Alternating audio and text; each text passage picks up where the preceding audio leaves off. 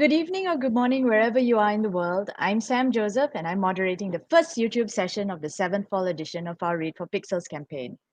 Through Read for Pixels, the Pixel Project is collaborating with 12 award winning best selling authors to raise awareness about violence against women and to raise funds for the Pixel Project to keep our efforts to end violence against women alive and kicking, as well as help us reveal the first mystery celebrity male role model portrait in our Celebrity Male Role Model Pixel Reveal collage.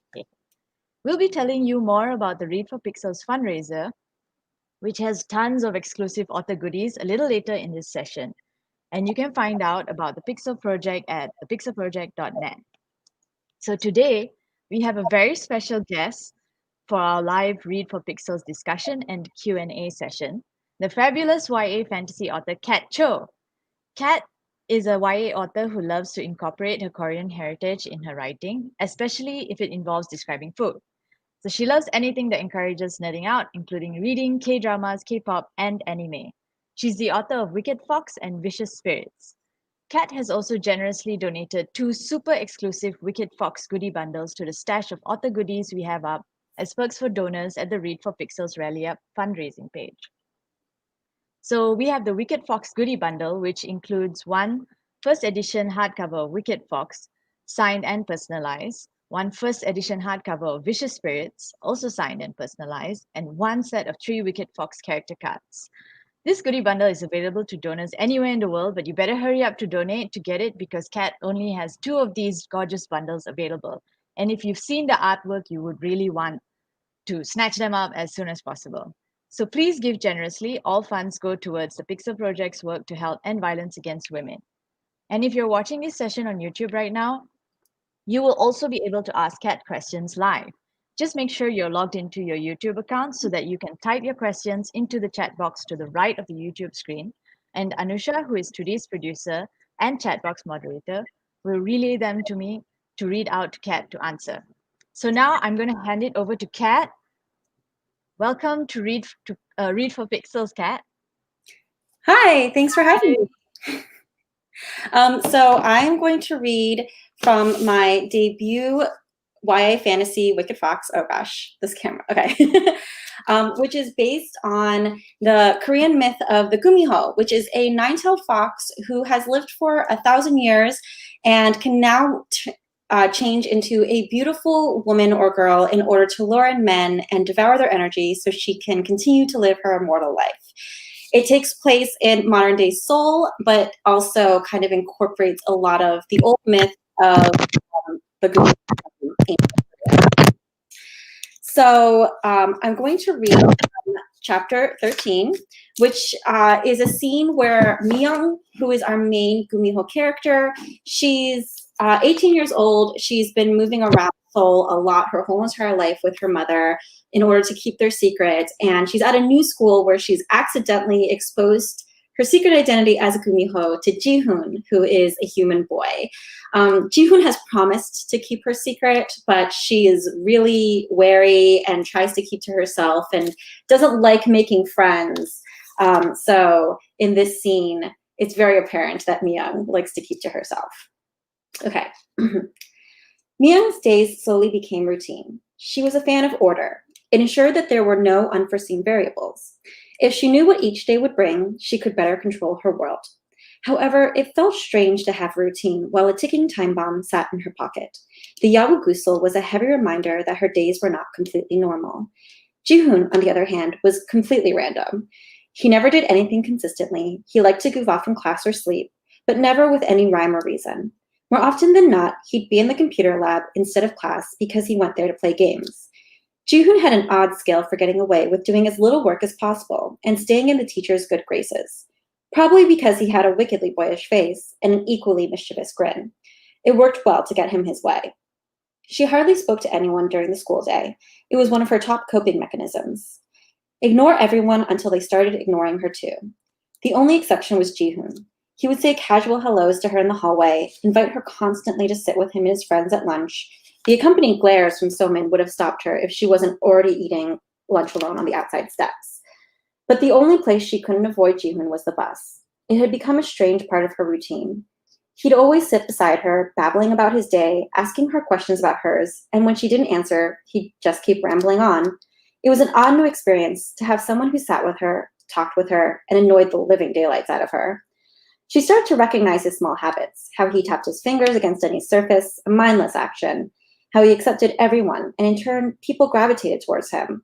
Even Myung, though she hated to admit it, was starting to feel more comfortable around him. Making her way out of the school building, Myung scanned the courtyard. Not to look for a specific person, she told herself, but when she didn't see a lanky form with ruffled hair, she was disappointed. Ji-hoon had been held after class to talk to the teacher. He was a horrible student, almost laughably bad. Myung walked out the school gates, shuffling her feet. She felt oddly reluctant to leave, like being outside of campus meant it would be harder for Ji-hoon to find her, which was ridiculous, as the bus stop was within view of the front steps. She settled against the bus shelter. Two boys ambled up, leaning against the opposite side of the glass. One was tall with pointed features, like a rat. The other was wide, a lumbering boy. The taller, ratty boy slapped a pack of cigarettes against his palm. They were banned on school grounds, but perhaps the boy felt confident since he stood several meters outside of campus. Myung practically felt his stare on her and ignored them both. She craned her neck to the side to see if Ji-hoon was coming out of the school. Instead, Changwon was making his way to the curb. Myung-shi, Changwon used the formal title like his manners overwhelmed the fact that they were peers. It was something she secretly liked, his politeness. "Are you waiting for the bus alone?" He looked around and Myung knew he searched for Ji-hoon. "Why wouldn't I be?" Myung asked, then realized it was probably a bit harsh, and something about Changwon softened her heart. "Would you wait with me a bit?" The shy boy blushed, gave a small nod, and sat, keeping half a meter of space between them. She couldn't help it. She grinned. She was used to boys being awestruck by her, but Changwon's admiration felt so innocent. "He's a good guy," Changwon said. "Who?" "Ji-hoon. He's a good guy. I know it might seem like he's lazy and doesn't care, but he does," Changwon said. "You've probably noticed I'm not as cool as him or Somin, but they've never once made me feel like I don't belong." "Are you being a wingman?" Myung couldn't help the amusement from her voice. "He didn't ask me to say anything," Changwon said quickly. He held up his hands like he'd been caught doing something wrong. "But I can tell he likes you. I'm hoping you like him too, and if you don't, I'm hoping you let him down easy. Ji-hoon puts up a brave front, but he's been through some stuff." "Been through stuff? Like what?" Changwon shook his head. "It's not my place." "Everyone knows An Ji-hoon's criminal father and runaway mother. Makes you wonder what secrets he's hiding that made both of his parents leave him," the rat-like boy said. Myung's eyes tracked down to his uniform name tag, Jung Jae-gil. Now she remembered him. He was a second year in a different class. Myung had seen him in the halls, bullying first years, sometimes for lunch money, sometimes for fun. Myung abhorred bullies. Behind him stood the larger boy. His name tag read Kang Se-ho. It seemed like Jae-gil was the mouth and Se-ho the muscle, a bully cliche if Myung had ever seen one. "That's none of your business," Changwon said, but his voice wavered with fear. "You're the one who brought it up," Jae-gil said with a shrug. "Trying to impress a pretty girl?" "That's not it at all," Changwon sputtered. "Good, because you know better," Jae-gil said. "Girls don't talk to losers like you, no matter how much money your father makes." Changwon hunched and Jae-gil grinned. He was already reveling in the pain he'd inflicted. It made Myung despise him even more. Maybe that was why she did such an uncharacteristic thing next. "He's my friend, right, Changwon?" Myung threw her arm around the boy's shoulders. "Yeah," he stammered, a blush rising up his neck and onto his cheeks. Jae-gil let out a huff, glancing back and forth between Myung and Changwon. A car pulled up to the curb, the windows tinted so black Myung couldn't see inside. Changwon let out a sigh of relief. "I gotta go," he said to her, not bothering to glance at the two bullies who still loomed above him. "See you tomorrow, Myung." He paused and added the friendly modifier. See you," Myung forced a smile as he rushed to the car. "You know, I could be your friend too," Jae-gil said with a leer. "I have enough." The smile slid from her face as she turned away, but Jae-gil moved with her. "You want to smoke?" Jae-gil stood above her, a cigarette perched between his two fingers. She imagined he thought the pose attractive. He'd probably practiced it a dozen times before pulling it out to impress the girls. A small voice in the back of her head told her there was a way to get rid of Jae-gil, to make sure he wouldn't bother her or bully anyone ever again. The hunger gnawing at her had become a constant ache, and it pushed at her, telling her that this boy didn't deserve his life if he was going to use it to cause others pain. "I asked you a question." Jae-gil's tone became insistent, grating at her raw nerves. "It's rude not to answer, isn't it, Se-ho?" "Very rude," the larger boy said. His voice was a mocking baritone. "I don't smoke." Myung laced her words with venom. "Get away from me," she thought, "before I do something I'll regret." Jae-gil didn't take the hint. Sure you don't want one? Don't usually share. He shoved a cigarette under her nose so she smelled the sour tobacco. She snatched it from his hand as she stood. But before she could make another move, Ji-hoon arrived and pushed Jae-gil back. Lay off! On Ji-hoon come to rescue his Yachin. Myung started forward, but Ji-hoon stopped her. I don't think you want the attention kicking his ass will get you. Jae-gil let out a derisive laugh, and Seo took a step closer. You think she could beat me up? I'd like to see her try. Trust me, you really wouldn't, Ji-hoon said. I don't need you to fight my battles, Myung said through gritted teeth. Let me handle this, Ji-hoon said. I said, leave it alone, Myung's shout echoed off the glass of the bus shelter. Heat nestled in her lungs. It mixed with her ever-present hunger and made her chest feel too tight. I guess she doesn't like you that much after all, on Ji-hoon, Jae-gil said with a chuckle. Oh, shut up, Myung rolled on Jae-gil, and he took a step back at the vehemence in her voice. I hate guys like you who think you can bully your way into getting everything you want, and these, she snatched the cigarettes from his hand, are going to kill you. She balled the pack in her fist. The heat that pushed her rage spread, pulsing through her until she couldn't think beyond it. She swung her fist. Jae-gil winced, anticipating the blow. Myung pitched the cigarettes away, her wrath fueling her. The crumpled bottle of cigarettes and cardboard slammed into the window of the mart beside the bus stop. The force cracked the glass, spiderweb fissures growing from the point of impact. Too late, Myung realized she hadn't just thrown it, but used her supernatural gumiho strength in public. For a few tense seconds, it seemed like maybe the window wouldn't break. Then it did, the falling glass mocking Myung with a delicate chorus of tinkling shards. Ho! Jae-gil said, his eyes wide as he looked between Myung and the broken window. Her stomach dropped. This wasn't something a normal girl could do. Break a window pane with a ball of trash. Her eyes slid to Ji-hoon, who stared at the broken window with open-mouthed shock. Then the owner of the mart came running out, shouting rapid-fire curses. Who did this? I called the police! Who's going to pay for this? Hushed whispers sounded from pedestrians who'd stopped to stare. Myung felt the heat of their eyes on her, burning points into her skin, like someone had lit Jae-gil cigarettes and held them to her. It felt like the world was shattering around her, just as the window had. She tasted acidic bile as her fear turned to nausea. Run! Get out of here, Ji-hoon said. What? She couldn't understand what he meant. Weren't the police coming? Wasn't she going to get arrested? Her identity would be revealed. Her mother would have to clean up her mess. Again. Would Yena kill Ji-hoon when she found out about everything? Her fault. All her fault.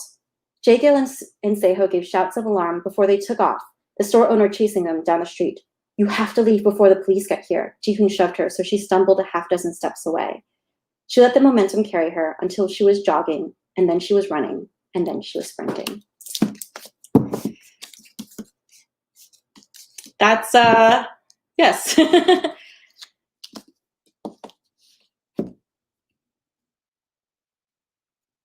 Oh, you're muted. Sorry. Yeah, I was muted. Sorry. So the reason I'm here right now is because unfortunately Sam is experiencing technical difficulties. Her audio cut out, so she couldn't hear anything, and I think we couldn't hear her. So I'm taking over, asking Kat questions. Everyone, my name is Anusha, and yeah, so I'm here. Sam will be in the background helping me out. So hopefully it also goes well. So we have quite a number of people watching already, and I think people are starting to ask questions. But I'm going to start with some of our questions first, and I'm just going to put you on screen, Kat, because that's who people are here to see. Okay, so let's start with my first question. So we saw some of the really awesome, interesting characters just now in your reading, and your book do feature some really fantastic female protagonists. They are strong and independent, like Myung and Somin. Could you just tell us what or who are your inspirations for your female characters? Oh gosh. So like I was saying before, the book itself was kind of influenced or was influenced by the myth of the Gumiho, which is probably one of the most famous myths in Korea, like very, very well known. There's a lot of K-dramas about them. But in the myths, the Gumiho is almost always a woman and they're always evil, which I didn't really think anything of it when I was growing up and hearing these myths until I found out that there were also nine-tailed fox myths in China and in Japan. And in those, the fox could be male or female, and they could be benevolent. They could actually be like the good guy of the story. And it kind of highlighted the fact that there was this choice made, right, to make the fox female and evil in the Korean myths. And it kind of felt unfair. to me. And I really kind of wanted to imagine how that would have felt for a teenage Gumiho living in our modern day world, and knowing that that's like how she was painted in mythology, but also knowing in her heart that that's not who she wanted to be. Like, even though she did live by devouring the energy of humans, she isn't a wholly monstrous person. And that's how Myung specifically was born. She's very conflicted. She's very similar to how in a lot of paranormal or supernatural stories in the West, we see vampires being shown as being very like torn ethically between like having to drink blood to survive versus like living amongst humans and still having humanity. And it's something that's always really interested in me in the past. So I definitely wanted to do that with Myung, my Gumiho character. Now, Yena, her mother, has been a Gumiho for hundreds of years, and she was alive when it was a lot easier for her to like pick off human travelers, like who are walking over the mountainside. So she grew up in a time where she didn't care about her victims because she didn't have to live among them. And she also has some things from her past that kind of made her hate humans for certain reasons. So she is kind of one of those female characters who kind of finds strength in her own ambivalence towards humanity. So I really kind of loved writing her because she was very, very strong in her opinions, but like opinions created over centuries. So it's kind of something that Myung can't necessarily fight against because Yena is like so old and is so set in her ways. Somin is a human character, and she is definitely kind of my mortal anchor when it comes to creating a female character who is strong. She is someone who doesn't like bullies. She doesn't like people who are selfish. She doesn't like people who kind of throw their weight around. But she's also not like someone who will hold herself back. So she will physically fight you if you're a bully. And she actually definitely does that sometimes in the book. But it's interesting because when I was first writing the story, I was really against the idea that sometimes, or a lot of times in young adult books, we see two female characters and they automatically hate each other and automatically fight each other. And for like not very well fleshed out reasons too, like they like the same boy, or they just happen to be the two prettiest girls in school. And I don't like that. I feel like it really does create these toxic images of female relationships. So I worked really hard to try to make it so that Myung and Somin never butted heads. And then eventually I realized that yes, they would, but there's a good reason for it too, because they're both very strong-willed people. Like, despite being female, like take that aside, they're two very strong-willed people who see the world two very distinctly different ways. Myung being like, mind your own business, and Somin being like, if you see an injustice, you have to fight it. So they do clash, but I feel like they end up having a begrudging respect for each other, which which I really definitely wanted to work towards that. Okay, I'm back. Hi, Kat, and hi, everyone. So sorry about just now's interruption. So, like, after that most excellent explanation, I think you kind of answered my question of whether Wicked Fox was always meant to be a female-centric book. So, with all your excellent female characters. So, there's also another thing that I noticed was there's a through line about family, women, and sacrifice in Wicked Fox. How there's mothers, daughters, grandmothers, granddaughters, and they are presented as both protectors and villains, separate from the main story, actually. So, was this exploration of women and family intentional? Definitely. I mean, if only because I'm a female and I wanted to write something that I could relate to and kind of incorporate some of my own experiences. But I also think part of it is definitely because as my experience with my Korean culture has definitely been that there's a very heavy through line of patriarchal like society currently. Like, boys are kind of treated better than girls. Sons are kind of treated differently than daughters. And I feel like it's interesting because I don't necessarily think anyone that I am like directly like interacting with is doing this in a malicious way. Like, no one's doing it because they think like girls aren't as good as boys. It's just the way that we were brought up. So then we end up having this like ingrained biases within our minds. And I feel like it's kind of something that I wanted to explore, in the idea that like in a society where like the sons are kind of held to this like standard differently than the daughters, what would it be like where there's these female creatures that are so strong that they could literally kill anyone, but like for Miyoung and Yena, they have to pretend not to be that strong so as not to get, you know, any too much attention drawn to them.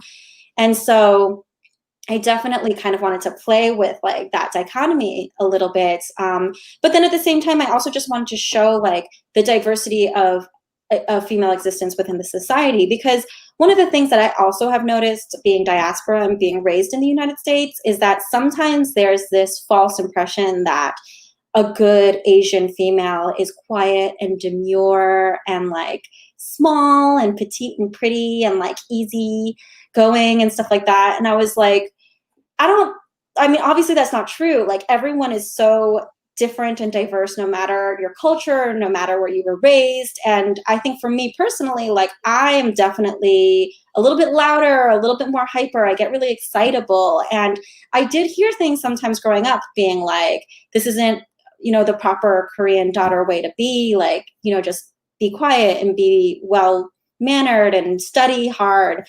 And so it kind of like was an issue that I had growing up, because I just felt like it was so limiting of, of what I could be.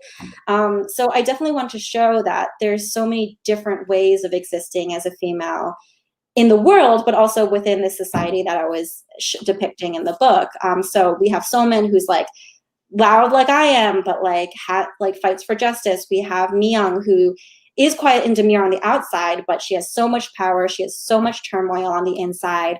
We have Harmony, who's Jihoon's grandmother, who, you know, she's very opinionated. She's very superstitious. She's loyal. She's loving. She has a quiet authority. Like people definitely listen to her when she talks. We have Myung's mother, who's not in Wicked Fox as much, but is in Vicious Spirits more, who is like just this delightful person to be around, but she's so like addle-brained and forgetful, but like she's got a good heart, and you know, she's had a hard life, but she, you know, she can get things done as well. So I just want to show like that there's not just one way to be female in this society. You've definitely played with the traditional tropes of what to expect from female characters in your books. Was it difficult to veer away from the expected setup of having the male main character take over and direct agency of the plot? Yeah, I on purpose wanted to be like, the focus are the female characters. I mean, Jihoon has POV chapters. It's pretty equal between Myung and Jihoon. And the main reason for that is because Jihoon is human. And so he's like the human lens. Like he's the mortal discovering this paranormal world that lives amongst us. And so his reactions did seem important to have in the book. But at the same time, it was really important for me that, you know, Jihoon was raised by his harmony. So he was raised by a strong female presence. And his dad hasn't been in his life since he was 4 years old. And so he has a respect for females. Like he has a respect for their autonomy, for their ability to be strong and, you know, and get things done. His grandmother owns and runs this really successful neighborhood restaurant that everyone goes to. She's a fixture in the neighborhood. So it was really important for me that Jihoon immediately recognizes the power that Myung has and shows like the proper respect for it, because she could literally kill him. And I don't think he would be a character that I could respect if he like dismissed her power merely because she was a female. So I thought it was really important for him to be like, this isn't like a gender thing. It's like, you are this paranormal creature that could definitely hurt me, and I respect that, but I also am fascinated by you and want to be your friend. I think that's a great way to approach a gumiho. Yes. So one way Myung deals with sexism, misogyny, and violence against women and girls in the world around her is by eating the men who do so. So What suggestions would you give to someone who wants to create a female character with agency, and what stereotypes should be avoided at all costs? I definitely think that we need to break free of framing it as if we're constantly comparing it to masculinity or to men.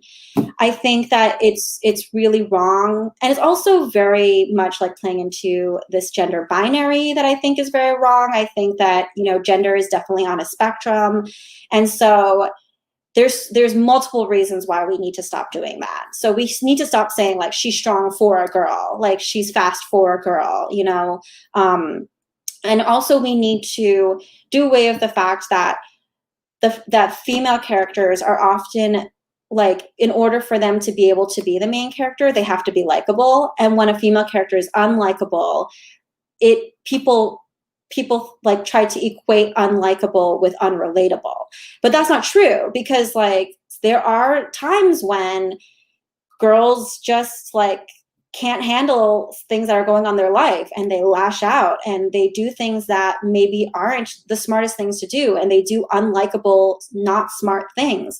But that's a relatable thing. Like, we can all relate to a moment like that, especially when you're in the stage that a lot of characters are in young adult, when they're teenagers and they're going through a lot of firsts, and they're dealing with, you know, very complicated like family relationships, friendships, romantic relationships, oftentimes first romantic relationships. On top of that, being expected to kind of create the personality or the identity that they're supposed to be when they grow up. It's a lot of pressure on people. And so I think anybody would have bad moments when that happens, and whether they're male, female, non-binary, any other gender identity. So I think it's really, really important that we allow people to be unlikable in certain moments, and not mean that they don't deserve their story to be told.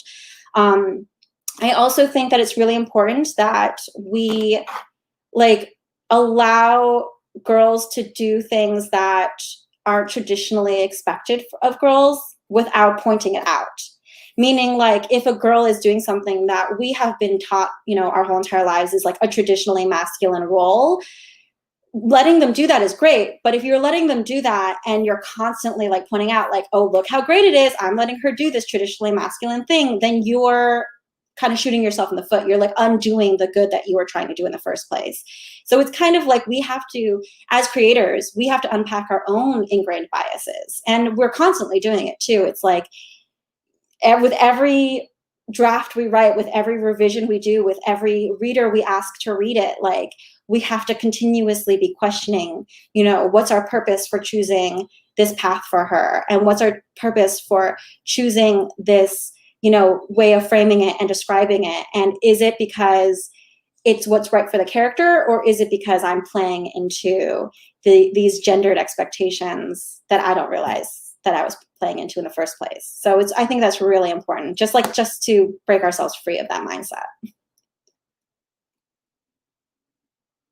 Speaking of sort of untraditional or maybe not nice female characters, I was wondering, when you're writing female characters that are basically simply doing what they think is the right thing to survive, like Yenna and Jihoon's mom, you know, they can be read as cold, cruel, and heartless, like you mentioned, maybe not the ideal female type of character.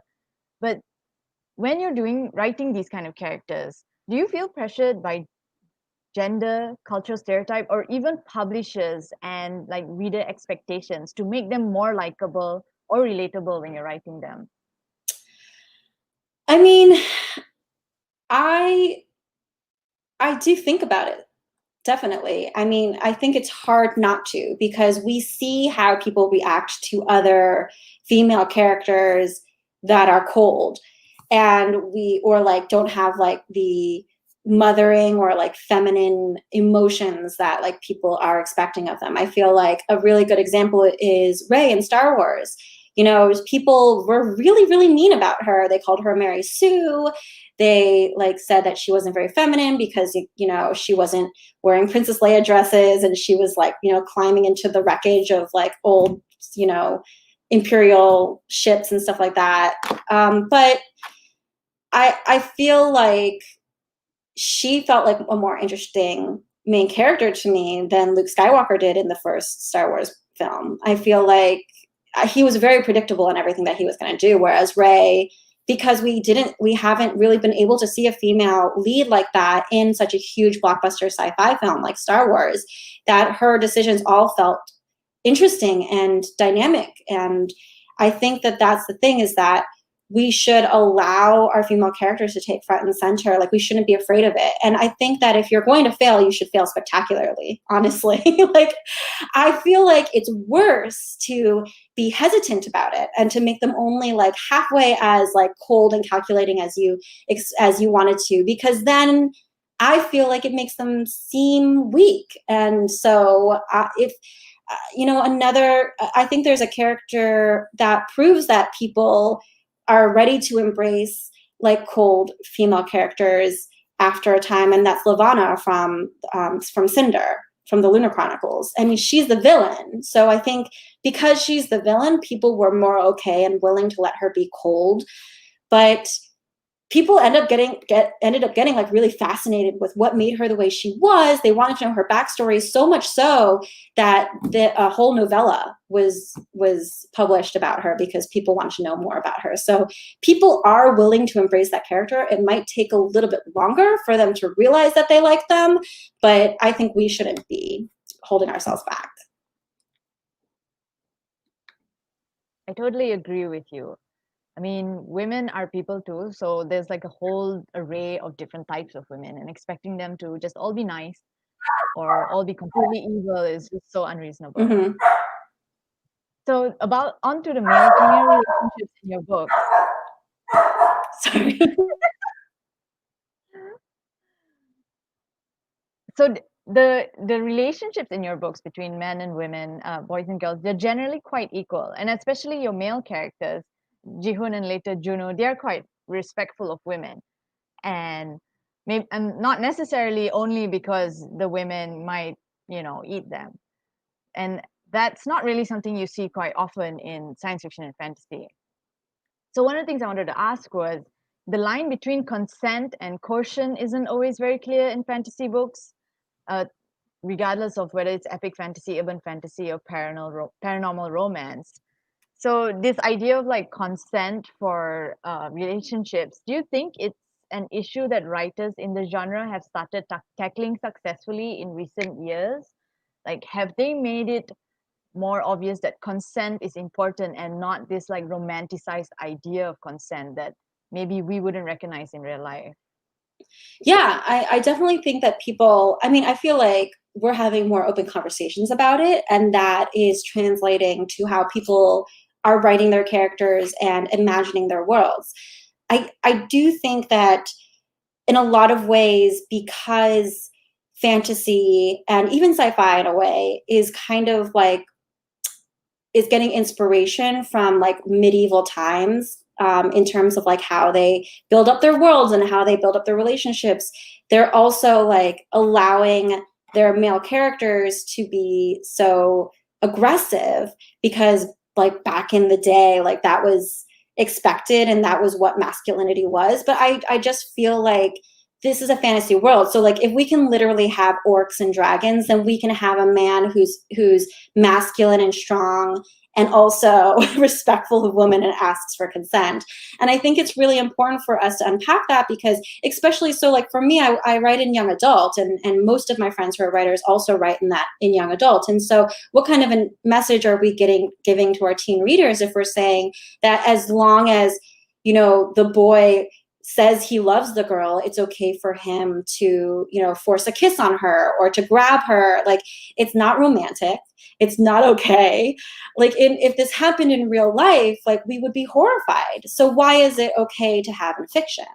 And I think that I think it's lazy at this point. I think that a lot of problematic tropes, when people include them in order to create tension or to create drama or like have it be exciting, it's laziness, because you're not taking the time to be creative enough to think of another way to make it high tension and exciting, but also non-problematic. And I mean this in all forms, like in forms of misappropriation of culture, in forms of, ableism, homophobia, like, and also toxic masculinity.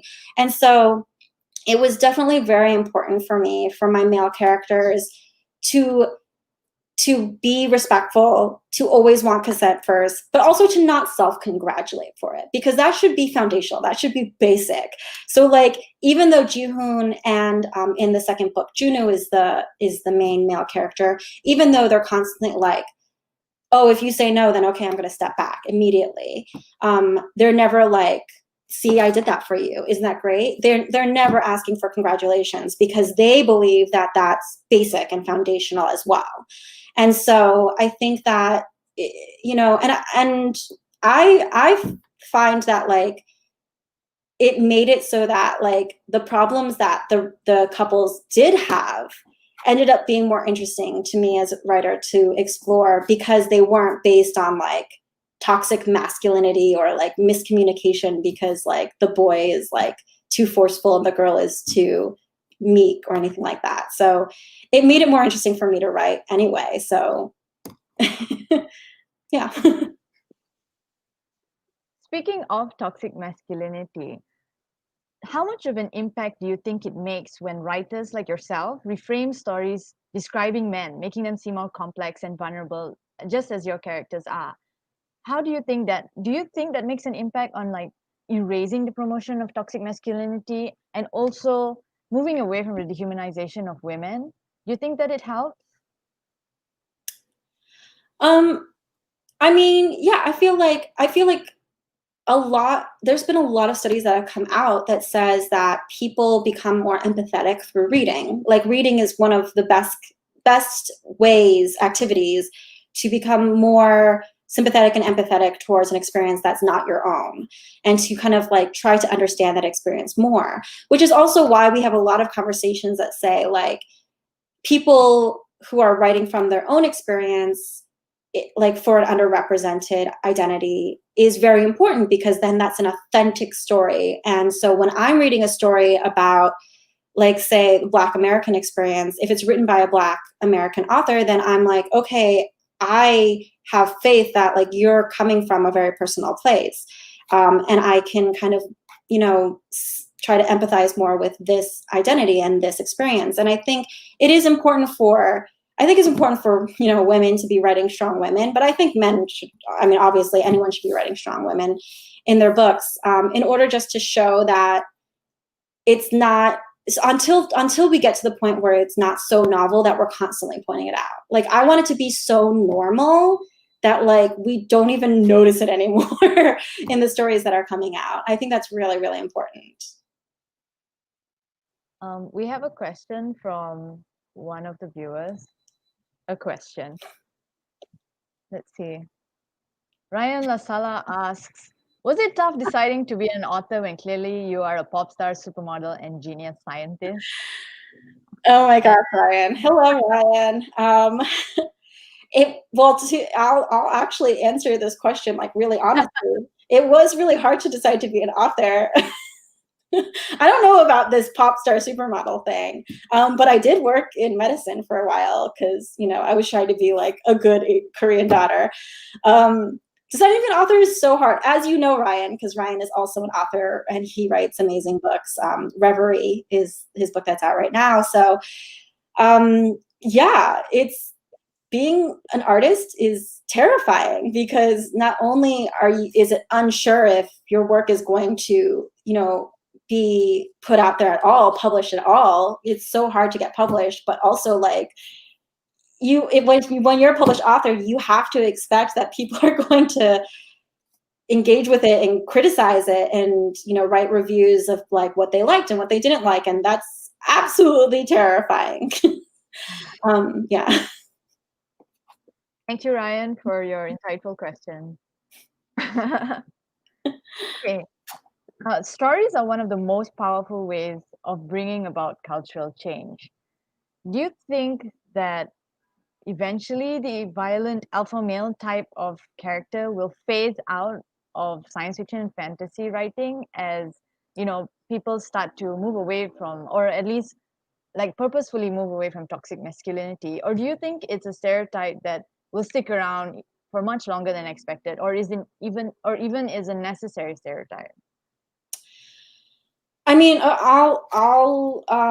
I feel like there's different factors to take into account for this. I think that unfortunately, especially in the adult realm for fantasy and sci-fi, it is still very, very heavily weighted white male, like heterosexual, cisgender, all of that. So until we change the demographics to allow more Black, Indigenous, and authors of color, until we allow it for more gender diversity, for more sexual orientation diversity, all of that, we are still going to see more of the toxic masculine characters. I hate to be jaded about it, but that it's true. It's very male dominated of a age category and genre. I think in young adults, we are seeing a little bit more of a shift because we are seeing a little bit more of a diversity of authorship. It's still slow. We still have a long way to go, but at least the conversation is being had, and at least people care about the conversation. Not that they don't care in the adult genres, but young adult is just more open with discussing it. But as you can see, if you look at the Deal report, it is still very, very white and straight.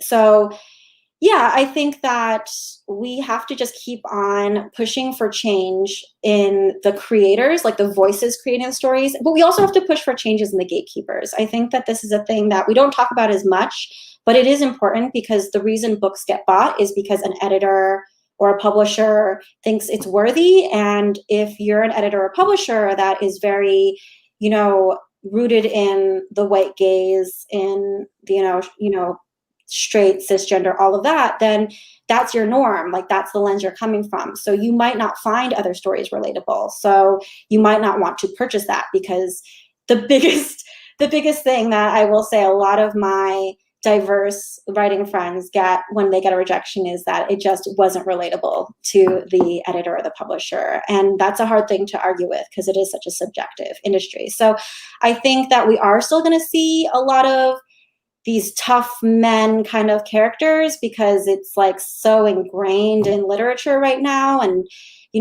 I think we're going to have to do a lot to dig ourselves out of that because it's a problem. But I have hope that like, even if we're not going to stop seeing those characters, at least we're going to start seeing a lot better, like, good, sweet, soft boys who are still, strong men, strong females, strong non-binary, strong Black, Indigenous, and POC characters. So I have faith that like those characters will start to be on the rise, even if we don't see the disappearance of the toxic male in our lifetime. One of our viewers has an excellent question in relation to diversity, as you were talking about. So Misty306 asks, do you believe that representation of sex and gender based on race and ethnicity has improved in books?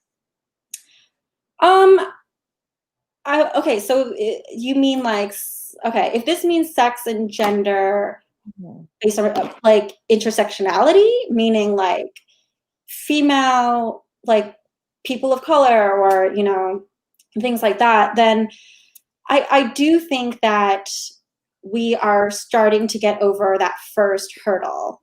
Meaning that, I do think that when people first were like, oh, maybe we need more diverse books, they were like concentrating on one diversity at a time. Like they couldn't open up their imagination to consider that someone might be like both a person of color and be LGBTQIA, like things like that. So there was a period of time where we were struggling with that concept of what we call intersectionality, meaning you have more than one marginalized identity. But I think that we're slowly opening up people's minds based on that. I think that, in young adult, actually, we have a really good amount of female representation in books. I think that the downside of it is people tend to disregard young adult because they're like, it's books for girls, and books for girls are automatically like less, worthy of critical acclaim, which is a huge problem in our society and in the industry. But slowly we're kind of getting people to realize that that's really wrong to think that way. So I'm happy about that. Yeah, but we are seeing more diverse representation. We are seeing more intersectionality, authentic representation. So it is happening, and I think it's going to keep on growing. I have faith in that.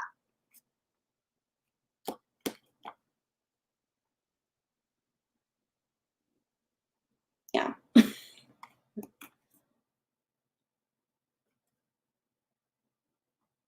Should I keep going? I could keep talking, but if anyone else has questions. Oh, I'm so sorry. I muted my mic. No, it's okay.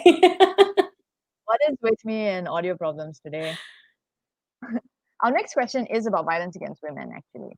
So, as an author, in your opinion, how can other authors strike a balance in their storytelling between raising awareness about violence against women while also telling an engaging story, but avoiding being preachy about it? I mean, honestly, I think it has to be that if there is violence that happens on the page against women, it needs to be unpacked on the page. You can't just have a girl being abused, a girl being harassed, a girl being attacked, and not have it addressed right there in the text that this is wrong. A normal good person like would not stand for this. Like, we don't believe that this should be acceptable, and we also need to have open and honest conversations about it. I think to have the characters having an open conversation about it on the page can kind of normalize conversations in real life too, like that. I think a lot of times we end up not wanting to talk about it because we don't want to make people uncomfortable. We don't want to, like, step on toes. We don't want to do like certain things because of propriety, but we need to let go of the idea that like manners supersede justice when people are literally being assaulted and abused. And that's really, really important. And I think it's also important for us to realize that allowing the characters to go through their complicated emotions about that too is important, because like we're never going to go, if we want to go from point A to point C, there's the points in the middle that we have to go through. We can't expect everyone to be immediately able to have the conversation, to have the correct language. So it is important to have our characters go through the difficult journey of learning how to talk about it on the page, so that people understand that they're not alone. They're not, that this does happen to other people, that they're not bad because this happens to them. Any of that, like those myths need to be busted on the page. So I think that's really, really important. So in terms of like sounding preachy, I think that that's more of a craft question, because I think anything can sound corny or preachy, like any theme, like the theme of like trust your friends, or the theme of like be true to yourself. Like anything can sound preachy if you're not working on your craft. So I think that's more what that is. And I also think that we need to be okay with writing uncomfortable and complicated things. I think that it's important for us to allow that to be in our art, as long as we're dealing with it in a sensitive way. Your answers are completely amazing. Thank you so much. Let's talk about the relationships between women in science fiction and fantasy. So your stories, without a doubt, pass the Bechdel test. The women have complex and interesting relationships, and they don't just talk about guys. The first question is, why do you think many science fiction and fantasy authors still have trouble writing stories that pass the Bechdel test, despite the fact that women talk about a lot more things than just guys? I think the problem isn't, because I feel like a lot of people think that the Bechdel test, which is that you need to have a scene where there's, like you were saying, two named women characters are having a conversation and a man doesn't come into it as a topic. I think people hear that and they think like, oh, like it can't be about a relationship. It can't be about that. But it's not. The Bechdel test isn't just about relationships, about like girls not being like boy crazy. It's also about the fact that male characters are the ones with the most agency, and are the ones that we are allowing to move the plot forward more often than we're allowing female characters. So if the male characters are the most important most important figures when it comes to moving the action forward and the plot forward. Any other character talking about what's going on around them is going to bring up a male character, because they're like, why is the spaceship broken? Oh, it's because Steve didn't put in the hydraulic fluid. And then automatically that fails the Bechdel test because they talked about a guy. But what if it was like Anna didn't put in the hydraulic fluid because she's the mechanic? Then that would pass the Bechdel test. But we need to realize that we need to allow our female characters to be the ones with agency, to be the ones that move the plot forward. So it's not enough just to have girls who don't happen to be boy crazy, you know. We also have to allow our female characters to be the ones taking action during the plot of the story, and therefore are the ones who are being discussed. Oh, we have a craft question from Ryan. Ryan Asala. He wants to know, how has your writing grown over the course of writing a duology? Okay, Ryan, my only fan. I feel like I definitely had to learn different types of writing techniques for a sequel than I did for writing a first book in a series or a standalone. Up until I wrote Vicious Spirits, I hadn't really written a sequel before. And part of that is because some behind the scenes peek at publishing, as authors were told, don't work on a sequel until you sell the first book, because if you write a sequel, you can't sell the sequel. You have to be, the next book you work on has to be a book that you could sell if the first book doesn't sell.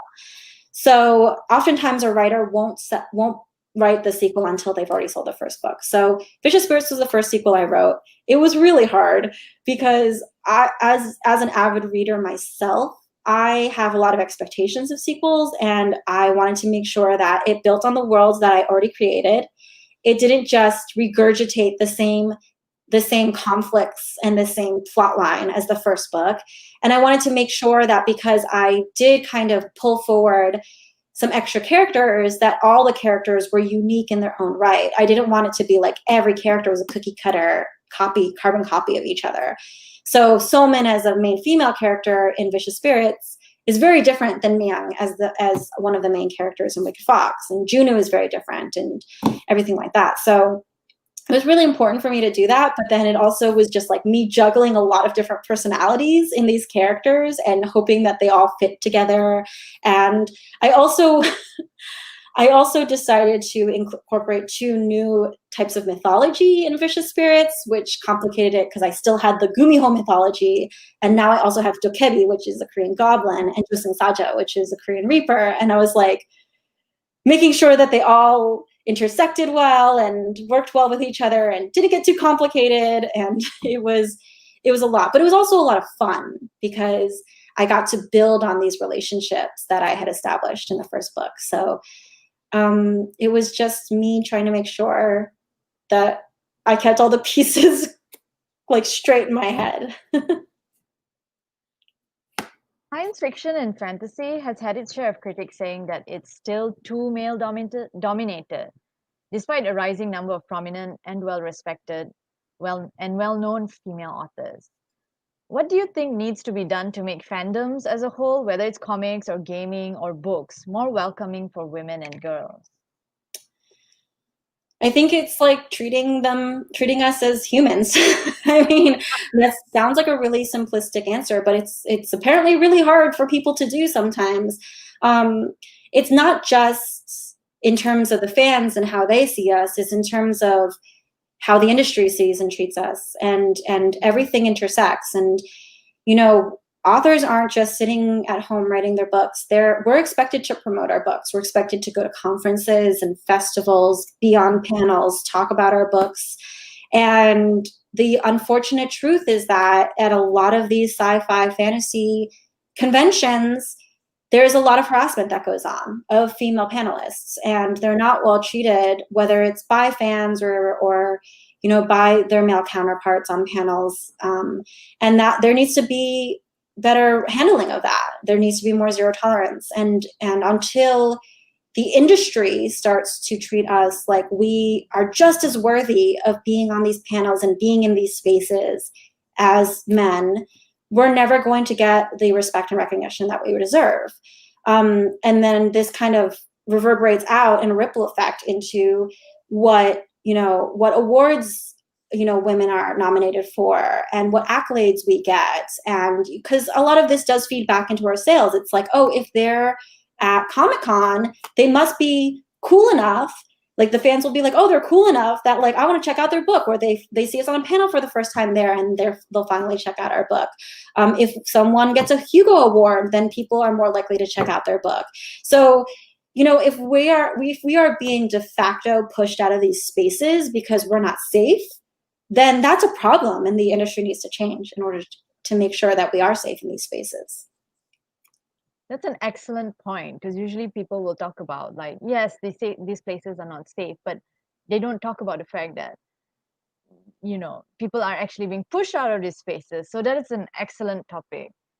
I'm going to move on to violence against women questions. And I wanted to ask you, one of the reasons violence against women exists is gender inequality. So do you think that there will ever be a time when there will be complete equality between the genders? And subsequently, would that, because of that, there will be no more violence against a person just because she's a woman? Is this possible? I mean, anything's possible, like, honestly. But again, my unfortunate truth that I believe, and I'm not the most well-versed in cultures all over the world and societies all over the world and politics all over the world, but I do believe that we have a long way to go, because it's not just about being like, let's change people's minds. Women are equal to men, or like minority genders are equal to cis men.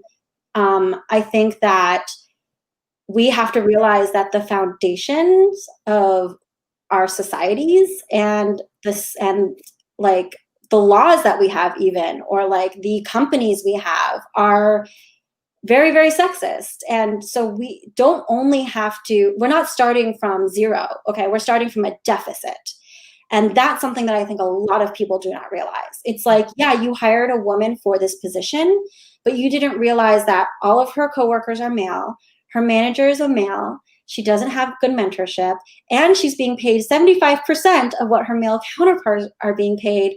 And you treat her differently if she decides to do something that's innately female, like, God forbid, start a family or something like that, So these ingrained biases in our mindsets need to be unpacked, and we need to dig ourselves out of this deficit that we're in. And I think that's really, really important when it comes to gender equality across the board, across all genders, because there's more than two.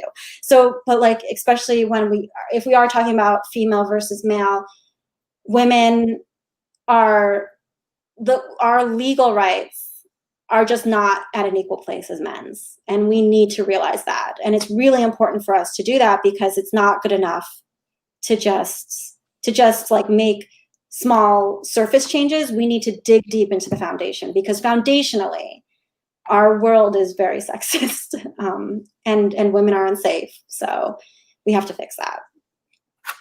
That was an excellent answer. Thank you so much, Kat. Final question. We've been so incredibly supportive of our Read for Pixels campaign and our anti-violence against women work as a whole. I need to ask, why do you support the cause to end violence against women? Oh, that's the question. Sorry, I thought there was more. I know. Oh, there's another question after this, but okay. I mean, other than the fact that I am a woman myself, and there's women that I love, I feel like everyone should be for this cause, no matter your gender identity. I think that as long as we allow violence against women to happen, then we're holding society as a whole back. I mean, it's a woman having to worry about her physical safety is not in a mindset where she can contribute to society and follow her dreams and be productive. And that's a loss for society, because there's so much that we're missing out on, because there are 50% of the human population that that has their mind caught up in whether they're safe or not, as opposed to like living a beautiful, productive life. And that's so sad and so unfair, and everyone loses out because of that. Following on to that, what do you think authors can do to help with the cultural change needed to eradicate violence against women and girls? I definitely think we need to be having these discussions and incorporating them in our books and unpacking our internal bias, like I was saying before, and just, making sure that, I think one of the things that a lot of people give as an excuse for putting toxic or problematic tropes in their books is because it's supposed to be an exploration of or mirror of humanity. But as a writer, I'll tell you, that's kind of a BS answer. And the reason being is that fiction is a heightened version of reality. It's like, if you take just dialogue itself, we're not putting in filler words, right? Like, my characters aren't going, so I think maybe we can hang out. They're not saying like that, because that's really boring, and I would never ask my readers to read 300 pages of dialogue where people are talking like that. So in that sense itself, I'm presenting to you a heightened version of how people speak. Also, the way I describe things, the narrative, everything like that is slightly heightened for entertainment purposes. So I think that it's really important for us to realize that our excuse of I'm putting in this unchecked violence against women in my book because it happens in real life, it's lazy, it's not creative, and it's harmful. And I think that we're coming to the place as creators where we realize that art isn't more important than protecting the humanity of other people. We need to make sure that we are understanding that art does not exist in a vacuum, and that it can do harm. And that if your goal is to do harm to other people, I guess that's your own problem. That's something that I can't address. But I'd like to think that most artists are trying to put beauty into the world, and trying to put a deeper understanding of what makes us human into the world. And so with your art, you can create change, and you can make sure that you're unpacking these toxic stereotypes, you're unpacking these problematic behaviors that people do, and that you're allowing people to see what it looks like in a world where people do have these productive discussions and do stand up for each other and do the right thing for each other. And it's important, and it's actually not even that hard to do. So we all really should be doing it. Thank you, Kat. That was the final question. Thank you, Kat, again honestly, a really amazing discussion, for bringing up points that maybe we have overlooked before. You've been an amazing interviewee. I want to thank everyone else as well for being here. I'm going to put myself on screen to talk about the goodie bundle, but we'll be back. Kat will be back to say bye to everyone later. Kat, don't leave us. I'm just going to put myself on screen for a few minutes.